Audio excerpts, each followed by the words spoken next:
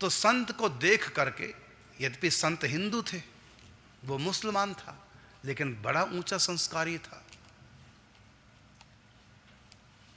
तो उसी समय वो जबकि दूल्हा के भेष में थे, शेरवानी पहन रखी थी, सुंदर रूप सजा हुआ था दूल्हा के रूप में, लेकिन संत को देख करके दंडवत प्रणाम किया। धूल पे, सारे कपड़ों में धूल लगी, दंडवत प्रणाम किया, क्योंकि वो जानता था कि संतों को हिंदू कैसे प्रणाम करते हैं, श्रद्धा से।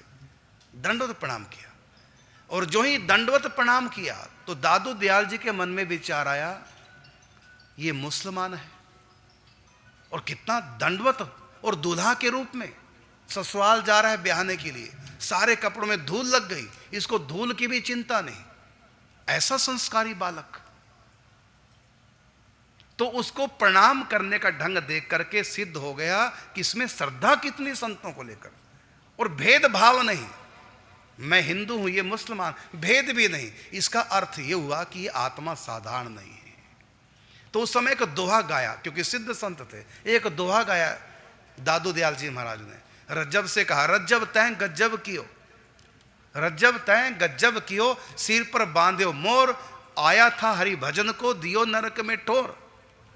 रज्जब तुमने गजब कर दिए, तू तो यहां पर भगवत प्राप्ति के लिए आया था, क्योंकि तुम्हारी जैसी श्रद्धा जो मैं देख रहा हूं ये उसी की होती है जिसको भगवान मिलने होते हैं, नहीं तो साधारण व्यक्ति की ऐसी श्रद्धा नहीं। बड़े जिसने पुण्य कर रखे हैं संतों के प्रति इस प्रकार, उसका भाव बनता है। तो दूल्हा के रूप में, और कपड़े भी तुमने खराब कर दिए दंडवत प्रणाम करके, इतना तेरा ऊंचा भाव, इसका मतलब तूने बहुत पुण्य करके हैं पूर्व जन्मों के। ये श्रद्धा स्वल्प पुण्यामताम राजन विश्वासो नैव जायते। ये श्रद्धा, ये विश्वास साधारण व्यक्ति का इतना ऊंचा नहीं होता कि दूल्हा के रूप में होकर भी उतर के घोड़ी से दंडवत प्रणाम करे धूल में। तू साधारण नहीं, तुमको तो इसी जन्म में भगवत प्राप्ति होनी चाहिए। तो उसका भाव देख करके भविष्यवाणी कर दे और कहा कि रज्जब तैं गज्जब कियो, सिर पे बांध्यो मोर, आया था हरि भजन को, दियो नरक में ठोर। क्या तू गृहस्थी के भोगे सुखों को भोग रहा है? ये गृहस्थी के सुख तो कुत्ता कुतिया भी भोगते हैं, जानवर भी भोगते हैं, इसमें क्या बड़ी बात है? तू मनुष्य बना और इतनी श्रद्धा को लेकर के दुनिया में पैदा हुआ, तुमको तो भगवान मिलने चाहिए, और तू किससे मिलने जा रहा है? किसको पाने जा रहा है? और पाने किसको आया? तेरे संस्कार कहते हैं तू भगवान को पाने आया है, और तेरा व्यवहार कह रहा, मतलब तेरा एक कर्म कह रहा कि तू दूल्हा बनकर दुल्हन को मिलने जा रहा है। उसी समय आप सुन के हैरान होंगे, गए नहीं आगे, सांगानेर से आमेर के लिए शादी के लिए गए नहीं, बारात वहीं से लौटा दी और गुरु के चरणों में समर्पित हो गया, हिंदू बन गया।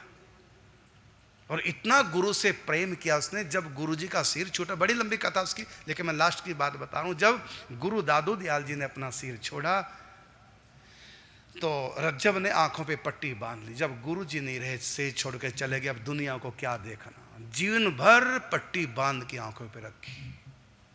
कितनी ऊंची उनकी निष्ठा गुरु भक्ति थी। फिर भगवत प्राप्ति महापुरुष बन गए। तो संतों के प्रति जो श्रद्धा करते हैं उनको साधारण मत मानो।